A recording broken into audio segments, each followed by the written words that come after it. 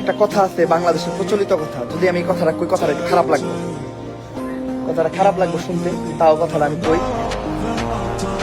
কেউ একজন বলছে মাতালের কথা বিশ্বাস করা যাবে কিন্তু পাগলের কথা না।